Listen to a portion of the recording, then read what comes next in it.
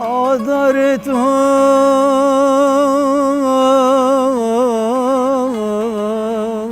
adna kemucar ev ya mecten ebu adar. Ji Rojavayê Kurdistanê gelek hunermendên serkeftî derketine ku duwarê neteweyî û evînî de kedekî girîng dane muzîka Kurdî.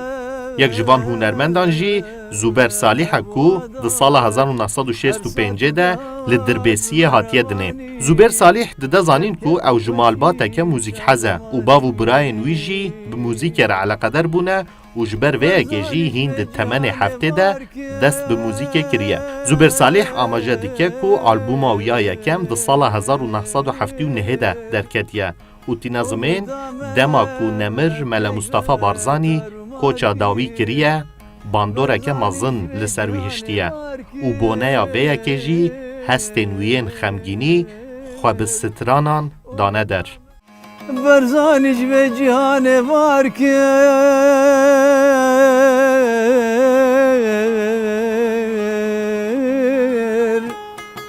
umîda me pêk ve tarûmar kir sed heyf û mexabin ey şahê Kurda va rojê di teng te dev ji me berdam.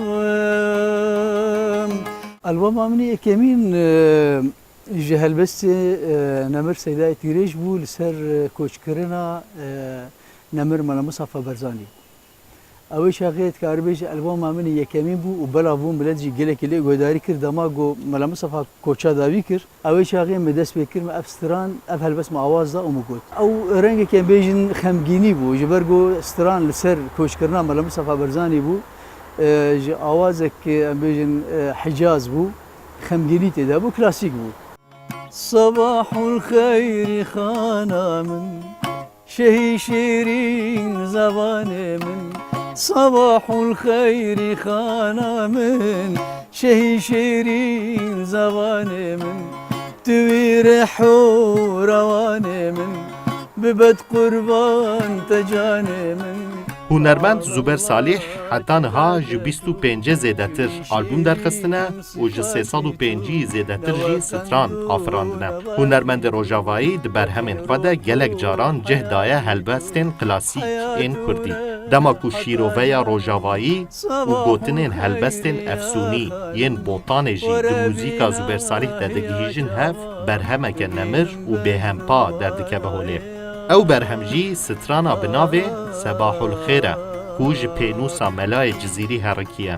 Strana Sebahul Xêrî xana min di sala 1988 du heval hatin cemê ew ê çaxê yek ji wan jê digotin Hüseyn Dêrkî û Abdurrehman Dêrkî eqdî cewherî hebû ew du pirtûkê Melayê Cizîrî bi xwe re anîn hatin. Li wê derê me ev fikir send براسي جي هلبسها صباح الخير خانه من جارايه كمين وقتي قوم خنت دنگ جهات دنگ هلبسنا هن جارنا دما قلت تخوني خوندنا اوي دي تزانقو اب هلبس اوي باندور اخوا وي بكل سر قل انجي وينك قلتنا صباح الخير خانه من باكيش بو اوي شاغي هلبس ما اواز دا ببيشي وي هاني البت اوجي بزانبون ما اواز دا اوازي صباح الخير خام نزيكي او قصيده جو درويش اشخر بعربانار دستران صباح الخير خانم اوجي بويشي وي هاني يعني بيرجي هاني مواز دا درد دل زوري عشق دل زوري درد دل زوري والله بلوميم ازانم بخرشم شنسه من تني اجدي ظالمي. Müzikjenê Kurd di sala 2000 de ji ber guvaşên rejimê neçarmaye ku ji Rojava derbikeve û berê xwe daye Ewropa û li Almanya bicih bûye. Zuber Salih mizgîniyekê jî dide guhdarên xwe û dide zanîn ku heşt helbestên Melayê Cizîrî wek stran amade kiriye û amadekariyan dike ku di demên pêş de wek albûm biweşîne. Piştî vê xebatê jî xebata di dorê de ya Zuber Salih dê ji helbestên Ehmedê Xanî pêk bê. Mahir Yüksel, Kurdistan 24, Diyarbakır. Ey gidi zalime, Ey gidi haine dosta iki dine